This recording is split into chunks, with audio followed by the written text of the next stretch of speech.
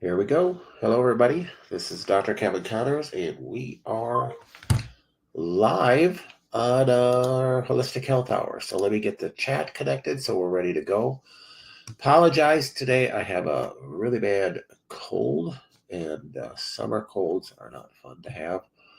But we have some questions we want to get to. So remember, reminder always to go to holistichealthhour.com. That's where you can find all our old holistic health hours, very nicely organized for you to find different topics. So if you're looking for a specific question answered, and you're not able to, get it answered on our live show, you can always go there. We may have answered it. Also, I may have answered your question multiple times on a blog post. So go to connorsclinic.com and look at our blog post. Remember, it's CONNERS Clinic. Oh, it's right there, down in the left-hand corner of your screen. So look at our blogs. I must have, 1,200 blog posts, all sorts of different topics. So if you can't find your topic, that's what this is for. So chat in your questions. On the holistichealthhour.com, you can also ask questions. And that's what we're going to start with, the questions that were asked on that. Okay, so first question that came in on the holistichealthhour.com question site. I have some kind of infection in my body that I cannot get rid of. I can't fix the structural wall of my chest, back. Believe it originated in the stomach, possibly H. pylori. It's antibiotic resistant, affects my brain, eyesight, muscles, all my joints. I'm unable to get IV antibiotic therapy. So I don't know where the question is in that, except, maybe what could this possibly be? So when you have an antibiotic resistant infection, it certainly could be a bacteria that you're just not getting the right antibiotic. So getting whatever affected area cultured and tested for what is going to be the best antibiotic, if it is a bacteria, is the right thing to do if you have a chronic infection. The other possibility is that it's not a bacteria. So if it's not a bacteria, then antibiotics aren't going to help at all. So if you're trying to take care of some chronic viral infection with an antibiotic, it's not going to work. Chronic infections are real. You can have bacteria, viruses, parasites, different fungi that are resistant to your immune system's ability to kill them for all sorts of different reasons. On our chronic Lyme course, I go into details on the different reasons that happens. These different organisms have the ability to hide within your normal microbiota. They have the ability to create walls around them so that your immune system can't kill it. And worse, they have the ability sometimes to go intracellular. So if they go inside of a cell, then your immune system isn't going to kill something. Your immune system doesn't go inside the cell. So if they're hiding within cells, and then replicating and then going outside of cells and making you sick, and that operation continues, you could have what's called a chronic infection. So it could be bacterial, it could be viral. There's tests that you could do to find out. There is, if you know it's a pathogen, running a pathogen antibody array, which is a Cyrex array 12, I think it is, can be helpful to know what you're dealing with. I will say that there's people that think that they may have a chronic pathogen, but really they just have a chronic autoimmune disease that has yet to be diagnosed. So getting proper workup is really important. Running antibody tests for self-tissue is important, to just rule things out, because you may not have the presence of a pathogen anymore. You're just getting these chronic symptoms because of an autoimmune issue. Especially when you talk about the things that you mentioned here. It affects my brain, my eyesight, muscles, and all my joints. You start thinking of possibly a systemic autoimmune disease, or an autoimmune disease that's affecting your brain, so neural tissue. So if you have an autoimmune disease that's affecting neural tissue, you have inflammation that's chronic in your brain, and it can affect basically anywhere in your body then. So you can get these weird symptoms that move around. That's very common. So those are the kind of things that I would do. Instead of trying to get IV antibiotics, I would figure out what is actually causing my problem. I've seen people that were convinced that they had chronic Lyme and that the infection was still present. And they went on IV antibiotics, and it just destroyed their gut and made them much worse and didn't leave them in a better state. When in fact, their issues weren't, they did have chronic Lyme, but their issues weren't that they had a current infectious organism. They didn't have the presence of a current infectious organism. They had the effects of what that organism did, which would left their body in a state where they had created antibodies against self-tissue. So they had an autoimmune disease, never diagnosed, and that is what was giving them their majority of their symptoms. So the going on the IV antibiotics just made their problems worse. So we certainly don't want that. So getting a proper workup would be the right thing in order. Remember, if you do want to work with us, if you want to work with somebody local, then find a local functional medicine doctor. If you want to work with us, you can certainly do so. Go on connorsclinic.com again, and you can schedule now. You'd schedule, if you've never had an appointment with me before, you'd schedule with what's called a case review. So a case review is your initial review with us, and that will be with me on the phone, and we'll talk about your case, and I'll give you some insight, hopefully, and point you in the right direction, at least, based upon my opinion. So that may be something that everybody's looking for. The next question is quite long, and I do have to make a comment. I want to help everybody, but when some things just warrant, a workup. So this person is, I'm currently taking warfarin for 2 blood clotting issues, factor V laden, and May-Thurner syndrome. I would like to switch to a natural supplement if possible. I have an appointment with my doctor coming up to discuss this with her. I've read a bit about Lumbrozyme, and I'm wondering if that would be an alternative to warfarin. My answer would be no. Or if you have other suggestions. The most potent natural substitute for a blood thinner would be garlic. But I would be careful, because if you have an autoimmune disease and you're taking garlic, garlic's also going to be an immune stimulant, and that's going to make things worse. So you got to weigh those all out. I don't think that your doctor would be in game for you switching off warfarin for garlic or something like that. So I can't give you any recommendations based upon medications, whether you should or should not take that. But I'm pretty sure your doctor's probably not going to be in the same game there. I was given a blood thinner. This person goes in to give me some more details of their history and stuff. So remember this, that's my comment about your questions.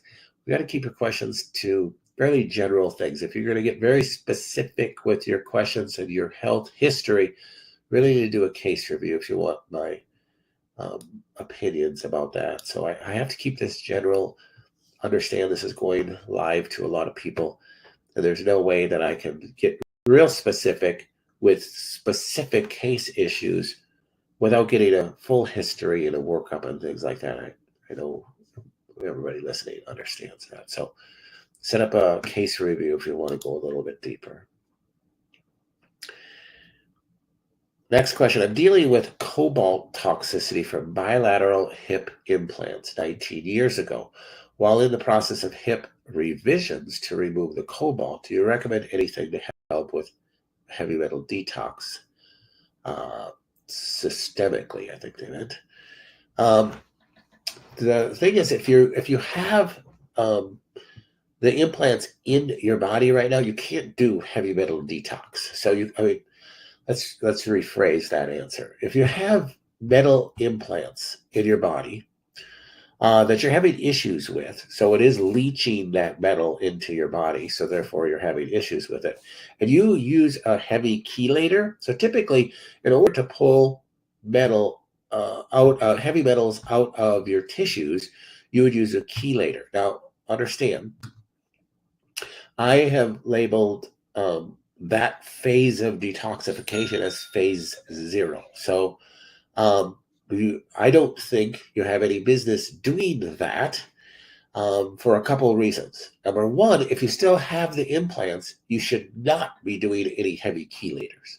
That's like if you have mercury fillings and you're going to do heavy chelation, all you're going to be doing is pulling that possibly out of your teeth into your body. That's just foolishness. So you've got to not use heavy chelators. If you have a piece of metal in your body and you're having a reaction to it, you have to get the metal removed, and then you chelate excess metal that is systemic in your body through chelators. But you don't do chelation therapy, oral or IV chelation therapy, until you've supported the other 6 phases of detoxification. You can find more information on our website on the 7 phases of detoxification. I've written a little short booklet on that. I have videos on that, and I have a complete course on the 7 phases of detoxification. Quite quickly, you have to support everything else, because if you're going to chelate it out of the tissue, you're pulling it out of the tissue, where's it going? It's going into the bloodstream, and where's it going from there? It's not going into the toilet, it's going through your liver. So then your liver has to take it through phase 1, 2, and 3 in your liver, get it placed into the bile. It travels from the bile down the bile ducts, stored in the gallbladder, and then it's transported into the small intestine. Then it's transported through 30 feet of intestines and hopefully into the toilet. Now, those all consist of what I call phase 1, 2, 3, 4, 5, 6. And you don't have any business of chelating things out into the blood unless you've supported all those other phases of detoxification first, or most likely you're just going to make yourself sicker. So, number one, if you still have the implants, to answer this person's question, you should not do any chelation. Once you get the implants removed and replaced with something safer, then you could do chelation, but only after you've addressed those other 6 phases of detoxification. If you're concurrent, you can do this concurrently, but you've got to deal with those other 6 phases of detoxification. If you're really interested, our courses are, I think the detox course is $49 or something like that. Go on that. It'd be a good $49 spent to understand those phases, to support those things. It doesn't have to be difficult. It doesn't have to be confusing. And that's why I put the course together, to help you understand. But I've just seen over 30 years of doing this kind of stuff, is seen people get sick doing a chelator. Well, I'm doing this detoxification program to chelate heavy metals, and my doctor put me on, EDTA to pull out heavy metals, and I just got super, super sick. That's because your liver was congested. So all you did is pull them out with the EDTA, which actually works. You pull it out of the tissues, put it into the blood. It had no room to get through the liver because the liver was already congested. So it just got deposited elsewhere. It circulated around, maybe worse, crossed the blood-brain barrier that's also damaged. And you made yourself much worse. You don't want to do that. So follow the 7 phases of detoxification booklet or course, and that will be the way to go. But in short, you do not do chelation therapy at all if you have the metal still in your body. So you just can't do that. So you can support all the other 6 phases of detoxification, and that can really help a lot, but you can't do any chelation therapy, while you got the metal in your body. Okay, next question. How to prepare for pregnancy? Okay, that's a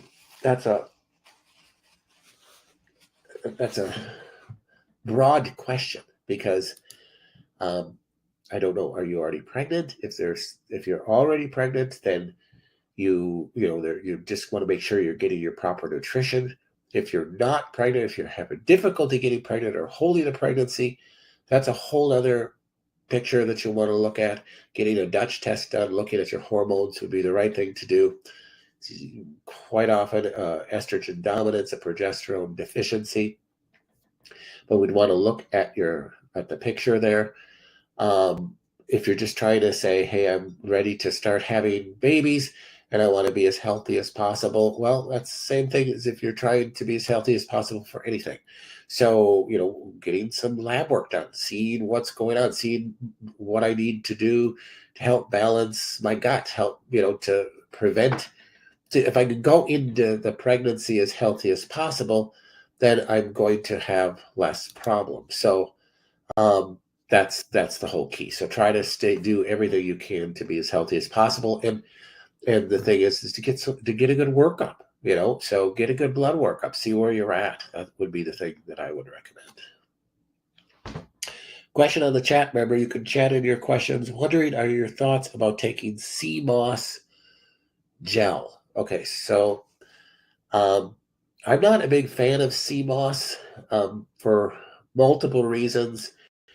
I don't know so remember, with supplements, there's a lot of like new things that come on the market, and sometimes the producer of that new thing isn't really looking out for people's best interest. It's just, hey, if we can push this new thing, we can make money.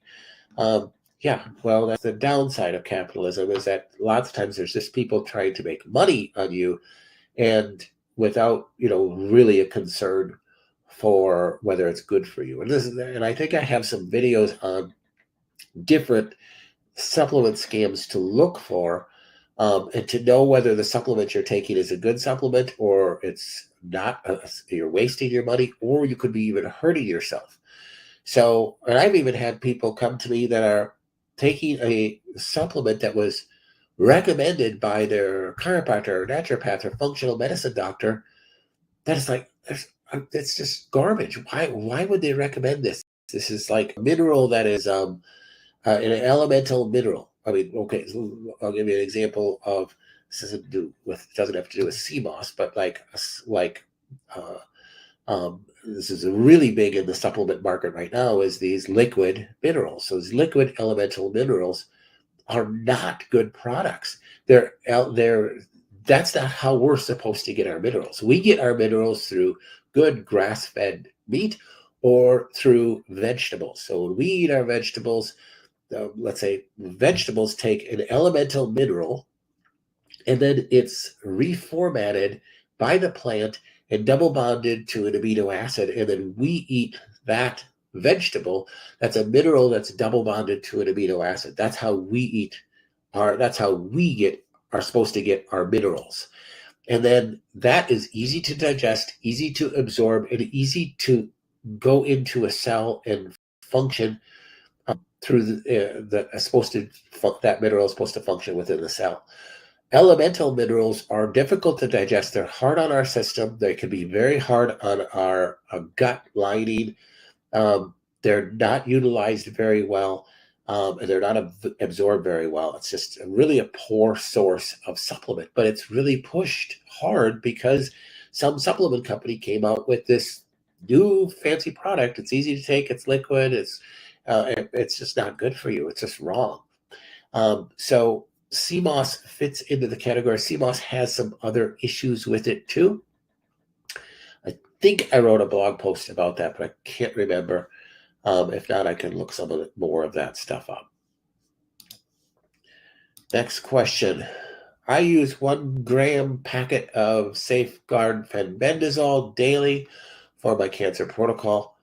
When I tried taking 2 packets daily, I was having chronic diarrhea. So I went back to 1 packet a day and started the Sun Fiber supplement. So Sun Fiber is a modified guar gum that is it's one of the best forms of fiber out there. I finally became regular for the last month, so I introduced a 2nd packet of fenbendazole daily, and after a couple of days, the diarrhea started again. Should I avoid doing it twice a day altogether? Yes, I would. So fenbendazole, for those who don't know, is a dewormer, and the dosage that this person is taking is a dog dosage for a 10-pound dog. So what effect does that have on a human? It's a very low dose dewormer And it shouldn't have very much effect as far as anti-parasitic and deworming, but some people can have sensitivity to it. Some people just have a sensitive gut. Now, typically, when a person asks me, if this person was a patient, they're asking me that question, I would be concerned about the health of their gut. So I would say, really, we should run a Cyrex Array 2 because we really need to see if there's, you know, paracellular permeability, transcellular permeability, or if you have antibodies to lipopolysaccharides, because you shouldn't react to 2 packets of this. Now, I know who asked this question. Obviously, if this person is very small or this person has other health issues, it sounds like they're taking it for cancer. So, but I would say, anytime you take anything, supplementally and you have a reaction to it, you should stop taking it.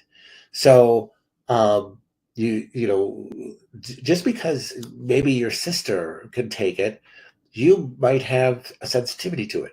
You might need to deal with other things in your gut or something like that. Maybe you have, it's not a sensitivity, but you have other gut permeability issues and it's just too much irritation. Maybe there's other things you need to do. There's just a lot of maybes there. So even good supplements like, okay, curcumin. Curcumin is the active form of turmeric. Well, that's great because it's an anti-inflammatory, it's a cancer killer, it's a great supplement, but it is a food. And you can develop antibodies against curcumin. I've done, different antibody tests on people and they have antibodies for turmeric. Well, they can't take curcumin. So it's, there's, everybody's a different human being. So that's where when you look at advice that's on the internet or even given by good doctors that are saying that everybody should do this or everybody should do that, maybe they just mean it in general. But I will say that everybody is different. So you may be different than your twin sister and you can't do the same thing. So getting some proper testing done is the right thing to do. And in general, if you have a reaction to something, just stop it for a period of time and do some investigation. Maybe it wasn't that supplement at all. Maybe it was something else that you ate that day that you had the reaction. Obviously, this question is quite obvious that it is the fenbendazole because this person tested it. They got their gut back in order and then they tested it and took it again and it happened again. So pretty easy to see that. But sometimes things aren't as easy to see and things can get blamed. One of the things I make a mistake being a functional doctor and I don't prescribe, one of the things, I'll just be honest, that I make a mistake often is forgetting that a lot of members of ours are also concurrently taking prescription medication. And they may say, well, I had this reaction the other day to this thing, and I got this and this and this reaction. I'm like, oh goodness, let's change your supplement protocol. Let's do this, let's do that, let's check this. And I forget, oh, goodness sakes, you're on this drug. Let's look up the side effects. Oh, 3 of the 4 drugs you have that as a side effect. Maybe it's that. You just got to investigate all those things and be wise. Sometimes it just involves you putting on your Sherlock Holmes hat and you just kind of figure these things out. But certainly finding a local doctor that could do testing can be a wise thing to do. If you want to work with us again, you just schedule a case review with us and get on our courses. I mean, go to connorsclinic.com. I think the scrolling at the bottom of the screen is talking about our courses are $50 for our autoimmune course. And from there, you can run labs and you can schedule visits with us and such. It's really a good buy if you really want to take responsibility for your health again. Okay, a couple other questions I wanted to get to here. Person asked this question a few weeks ago, and I don't think I got to it. What do I do if I get a tick bite? We go out often in the summer, and the kids and often come home with ticks. Is there something I should do? So yeah, there is something you should do. You can't, different parts of the country, you're going to pick up ticks. We get ticks. I get pull off at least a dozen or 2 ticks off of my body every summer where we live. So I'm outside a lot. It just is part of nature. Number one is to not be, fearful of ticks. So can ticks spread disease? Yes. Can certain ticks, especially the deer tick, be more prone to spread a tick-related illness? Yes. Can we test those ticks for an illness, for if that tick itself has Lyme disease? Yes, we can't, but there's different labs that can. So if you have a tick that's adhered to you or your loved one, if you take that tick off, it can be wise to put it on a piece of tape so that you preserve the tick and the tick will die, but you preserve the tick to have it tested if you have concerns for tick-borne illness. So some signs of Lyme disease in you or your loved one would be the feeling of illness, typically flu-like symptom. Also, if you look on our site, My Hope for Lyme, I go into details of what a tick rash looks like, a bullseye rash.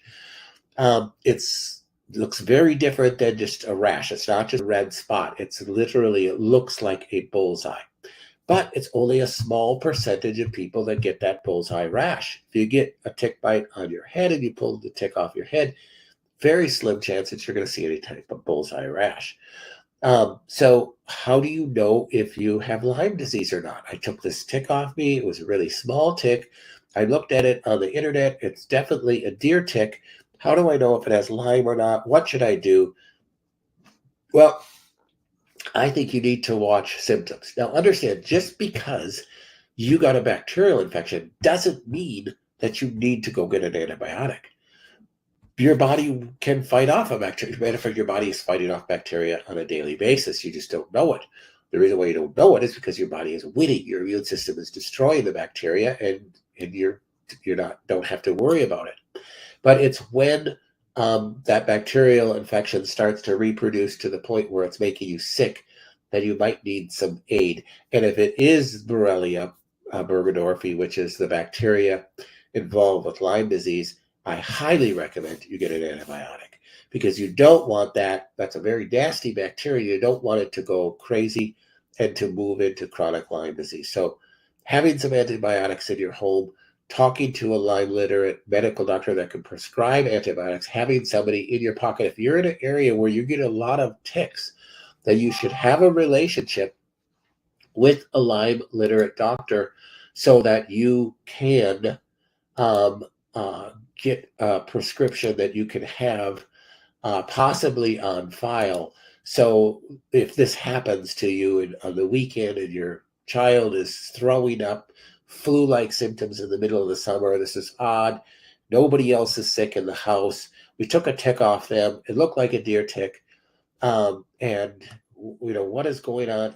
I can't prescribe, but I would say you're better off safe than sorry and taking an antibiotic. Now, if you're going to take an antibiotic, you always take a probiotic with it. It'll help diminish the negative effects of the antibiotic, but you're better off safe than sorry in that case. And dealing with any gut issues afterwards, those are all correctable, but it's hard to correct it, hard to deal with chronic Lyme. So you're better off taking an antibiotic. Usually it's going to knock it out completely. That's one of the ways you'd know that if it's a viral flu, you take an antibiotic, it doesn't do anything. So if it makes the person's symptoms better, many times after just one dose, if you're not used to taking a lot of antibiotics, you're going to have a better response to it. And it can, not to say you should just stay to one dose, but that's how you know it's a bacterial infection. So highly recommend that. So ticks and tick-borne illnesses are real, they're dangerous, and they can ruin a person's life in a lot of ways. And they're responsible for creating and stimulating the body to cause all sorts of inflammatory processes, microglial priming, autoimmune conditions, and they're nasty. So if you can nip it in the bud, you're much better off. Many times when a person, the difficult thing is the person may have the symptoms of a tick-borne disease in the summertime when ticks are present, and they never find a tick. So what do you do then? Well, if you are outside and you're exposed to ticks, and the nymphs of the deer tick are so small that you may never find it, and you don't get a rash, it's difficult, because if you're going to go into a doctor and get a Lyme test, by the time that lab comes back, positive or negative, that may have already moved into the chronic phase. So I think a good, literate medical doctor would prescribe based upon signs and symptoms, not solely based upon objective lab tests in the case of a possible Lyme. I think that's an appropriate and wise doctor that you're dealing with. They're looking at, okay, you were outside, you were hiking, this all came about, nobody else in the family has this, your fever is spiked, you're feeling ill, you got shakes, let's put you on an antibiotic for a couple of days. If it knocks it down, then we know it's a bacterial, we're on the right track. If it doesn't, then maybe discontinue it and, eat a lot of chicken soup and, take a bunch of immune stimulants to overcome this. And that's the right thing to do. So you don't always just treat, based upon one test. You treat based upon a differential diagnosis, based upon subjective and objective findings that you gathered from the patients. You're making a clinical assessment based upon that. Too often we are now living in a world where doctors are simply technicians that are governed by, drug companies, and they can't make those kind of decisions anymore, unfortunately. So you got to find a doctor prior to this. All right. Well, thank you for being on our Holistic Hour. I got to cut it short because of my cold today, and I have a patient coming up quite quickly. So please go to holistichealthhour.com. You can see all our past shows, and they're well indexed. So you can find different topics. Go to connorsclinic.com. You'll see 1,000+ blog posts with videos, and you can many times get your questions answered there. If you want to make an appointment with me, you can self-schedule there too. But everything on there is free. Help yourself. Enjoy it. Look at our courses. Those aren't free, but nearly free. And with that, you'll get a ton of information that you can really take care of many things and that your family or you are struggling with. All right. God bless everybody and have a great day. We'll see you next week.